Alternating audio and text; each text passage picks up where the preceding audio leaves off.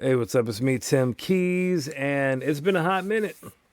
But I figure with the release of the MPC Live 3, I wanted to get on here real quick and talk about this machine, talk about its features, and yeah, give my 2 cents.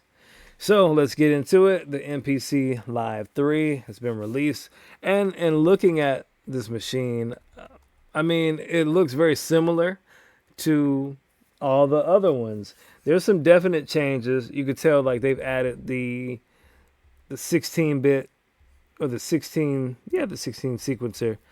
Um, you know, the color scheme is a little bit different in terms of like the pads and how they look. It kind of reminds me of the Pioneer uh, Torres machine. Now, I don't know if you guys remember that. That machine came out around the 2016 mark, and it was pretty good for the time. It had, you know, touchscreen live sampling, step sequencers, and so forth. And for whatever reason, it just didn't hold up in the same way that the MPC Live did. But this looked impressive at the time in its own right, and it had an actual filter built into the machine. And so, looking between this machine and here, you can definitely see some similarities right off the bat. The drum machine, or not the drum machine, the drum pads are a little bit different, and obviously,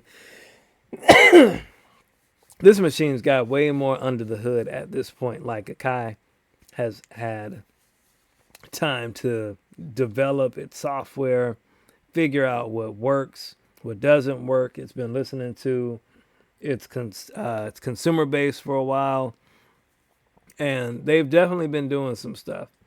And so, while these two look similar, this is definitely a couple of notches up from that in terms of overall horsepower. The question is, do you need that much horsepower for, beat making and your drum programming and whatnot? Now, again, you've got the step sequencer, you've got the pads. If you notice, the pads have the marks at four corners, if you will. They look like they're sectioned off, and I wonder like what that implies for the drum user. I haven't watched any of the videos yet. I'll probably watch that on my own time. Taking an intelligent guess, I'm curious as to whether or not, if you press different parts of the pad, will it give you different aspects of the sound or bring out different nuances depending on how the pad is programmed and how many samples are in the pad? That, I can only guess. And so if they are doing something like that and they have implemented that feature, then that's pretty cool. The only thing I could say that was similar to that some people might not know about, that had that ability, was Reasons Kong. Reasons Kong, depending on how you programmed it and how you set it up, you could set it up in such a way that you could click on certain parts of the square or certain parts of the pad, and it would bring out different aspects of the sound, not just in terms of like the volume or the velocity, but different aspects of the sound depending on how you layered it and how it was programmed and so forth. But in order for that to work in Reason, you had to program it, and you were either using mouse gang or you were using a comprehensive MIDI controller and making sure that that pad controller aligned itself up to communicate with the Kong. This is cool if they do any part of that, because it's an actual whole unit in a machine that does not require a computer like it does it in standalone, and it's going to give you that level of control. Now, the most important thing I want to talk about is just changes in the specs. Now you have the ability to load up to 32 plug-in instruments, and you get 16 audio tracks.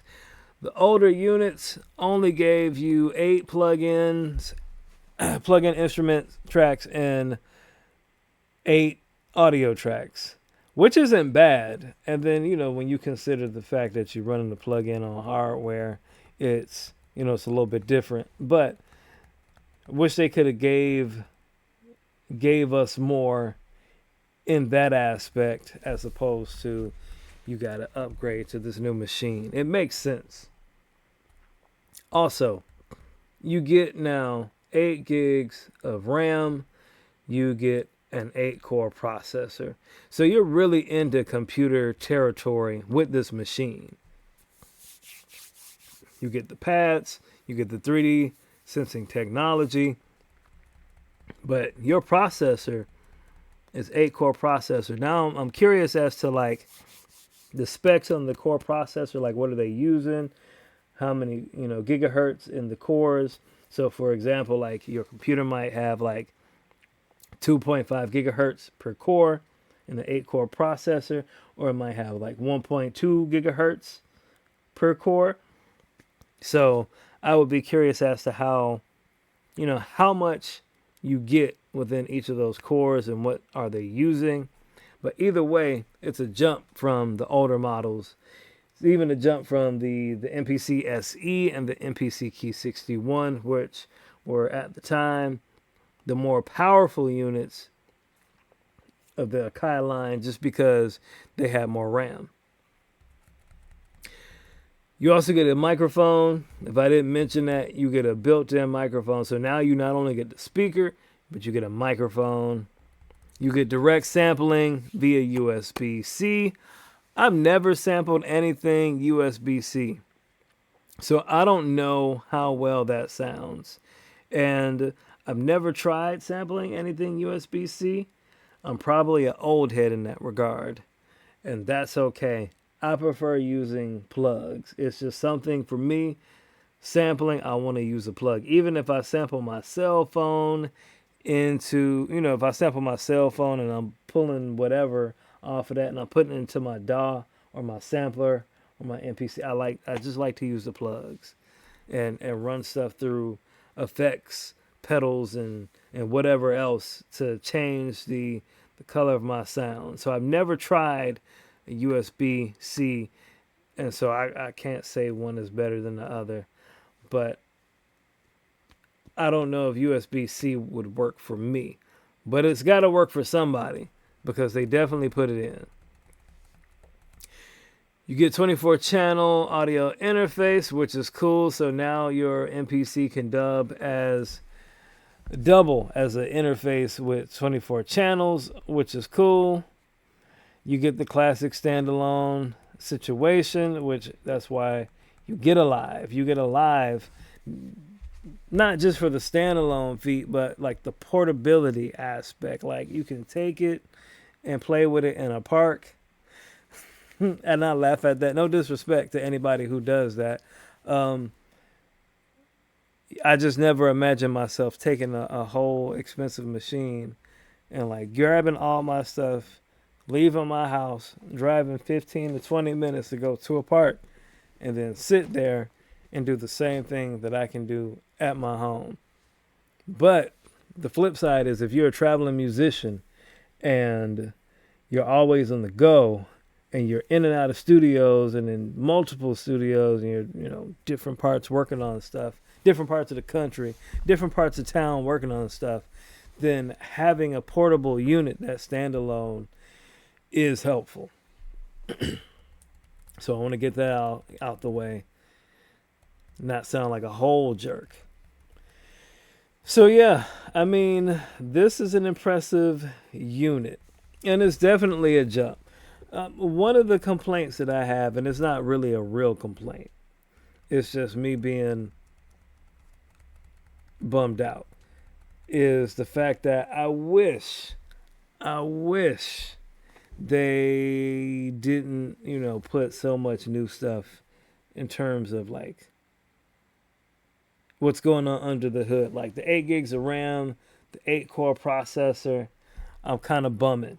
And I'm kind of bumming because I bought my MPC Key 61 last year.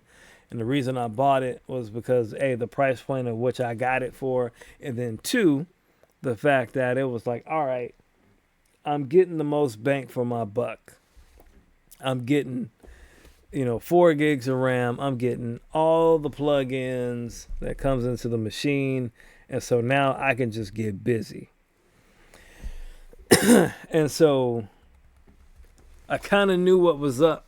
I had that gut feeling like something was going to happen when we were talking about a version 3 and all the things you can do in version 3 with the software, the operating system, just in regards to like, A, you got disk streaming, B, you got the ability to load up to 7 velocities or more, like per sample. So you can really do some deep sound design with this stuff. And then like the workflow, the arranger mode had changed up.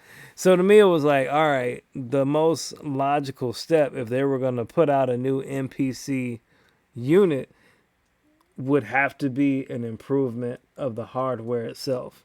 Because we have been running on a quad-core processor with 2 gigs of RAM since 2016.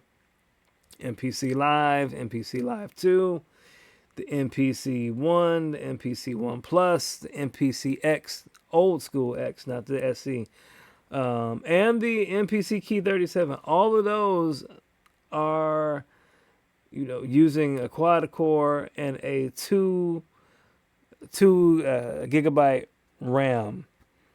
So yeah, at some point it's like in order to like really take advantage of the features, and if we're doing disk streaming and if we're adding all of these other features and sped it up workflow, you're going to have to upgrade the hardware.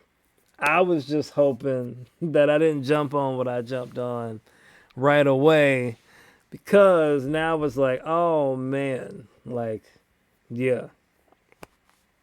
I don't know. It's like when Sega Genesis came out with the 32X, and then full well it was going to get the Sega Saturn, and that was going to be the flagship.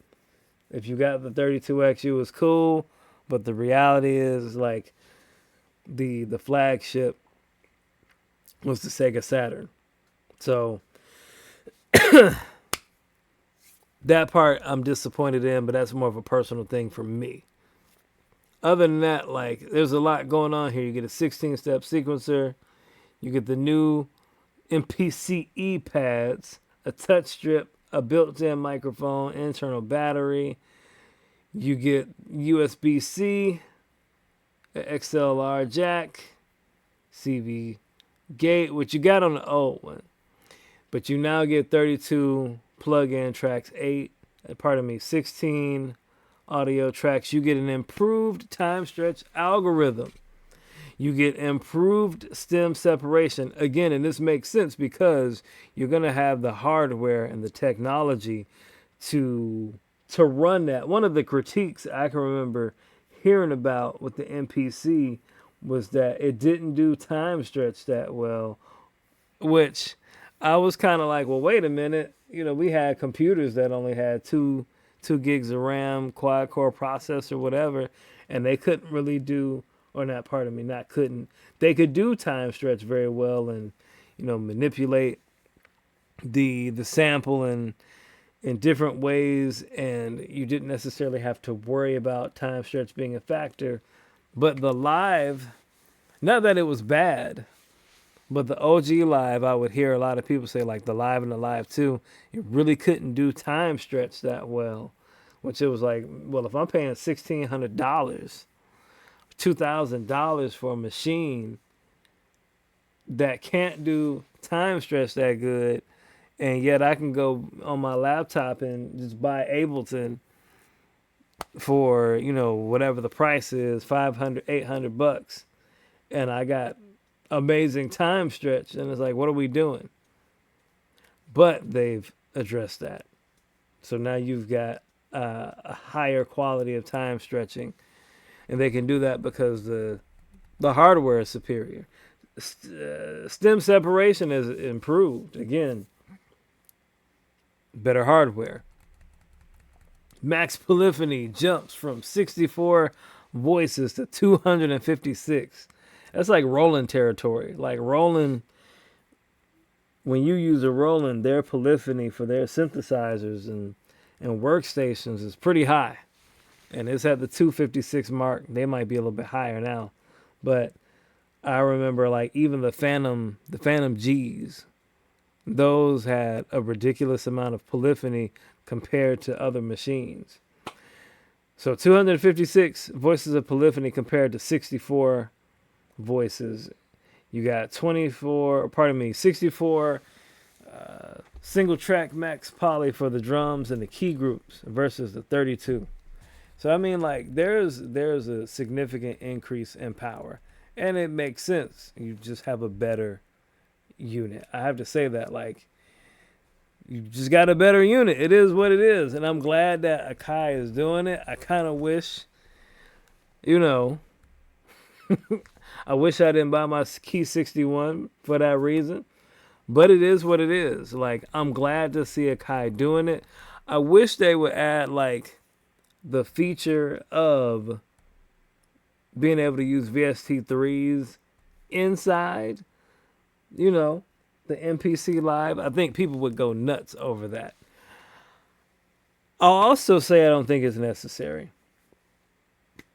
And here's why. All right, so now when you get the new MPC, you get some more plugins. You get the new Air Reverb Pro. You get the Air Visualizer EQ4. You get Fabric Select Air Utility. You can buy the Pro Pack. So, like, you can buy the Pro Pack, or you'll have the Pro Pack when you get this stuff. You can also just buy it. But, like, so you don't need the MPC to do VSTs in the same way your computer does VSTs. And that's because InMusic owns Air Music Technology. And so they can just make a plugin and sell it to you. And I know we don't like that, but we can make a plugin and sell it to you. Also, so like if they wanted to, they could say like, let's put this in the MPC. Let's take this right here, reformat it, put it in the MPC. They could say, pardon me, not we. I don't work for these folks. They could say, let's take Transfuser, take parts of that, break it down, and implement it into the new MPC if they wanted to. They don't need to do anything for Velvet because they already have multiple EP VSTs native to the MPC. You don't need structure, this right here in the MPC, because you've got the ability to sample in the MPC already and do their version of multi-sample with the key groups and disk streaming. It looks different, but you don't really need it the same way. Hybrid would be cool. So would Vacuum Pro if they took these and brought them over. But you've already got hype. You don't need it. You already got the Air Model D. So you don't need it. It would be cool to see Loom, maybe. That would be impressive. If they could put Loom in the MPC, that'd be great. But you don't have to, because it already comes with enough stuff off the rip that you don't need it. I don't need I don't need Expand 2. Expand 2 is dope. But you don't need Expand 2 if you already have Fabric. They're essentially the same idea. It's a sample-based synthesizer where you can do some programming. Actually, you might be able to do more programming under Fabric than you can in Air Music, Expand 2. Because the layout is different. Here is great. You get like 4 different sounds you can play with. You can pick to make a different patch. You can do some adjustments here in the filtering and the levels. You got your macros up here. You can do different things to kind of like curate the sound. There's a built-in arpeggiator, which is great. But you have that in the machine already with with the MPC. Like you can hit the arpeggiate button.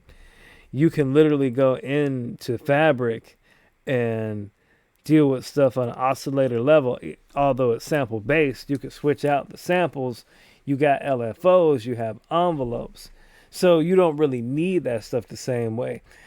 They just have the advantage of they can just build another plugin that would appeal to the audience and the consumer base, and just say, all right, we'll break out a couple of these, and then boom, there you go.